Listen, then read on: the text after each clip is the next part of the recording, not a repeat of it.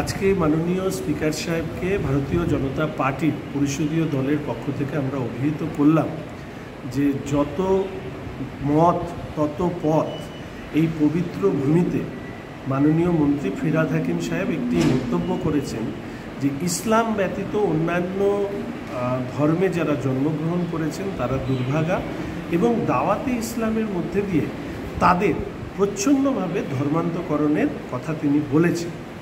এটা সংবিধানের শপথ নেওয়া একজন মন্ত্রী মহোদয় একেবারেই সংবিধান বিরোধী মন্তব্য এবং ধর্মান্তকরণের মতন একটি বিষয়ে তার প্রচ্ছন্ন যে ইঙ্গিত দেওয়া যা সমাজের পক্ষে অত্যন্ত ক্ষতিকর। ফলে ভারতীয় জনতা পার্টির বিধায়করা মাননীয় মন্ত্রী মহোদয় ফিরহাদ হাকিম সাহেবকে প্রশ্ন, মোশন, কলিং অ্যাটেনশন সহ সদনের অভ্যন্তরে যতগুলো সংসদীয় কাজ আমরা মন্ত্রী মহোদয়ের কাছে তুলে ধরি সেগুলো থেকে আগামী দিনে বিরত থাকবে এবং সেই বিরত থাকার কারণেই আজকেও আমরা মন্ত্রী মহোদয়কে তাকে কোনো ধরনের প্রশ্ন, সাপ্লিমেন্টারি কোশ্চেন করা থেকে আমাদের বিধায়করা বিরত রয়েছে।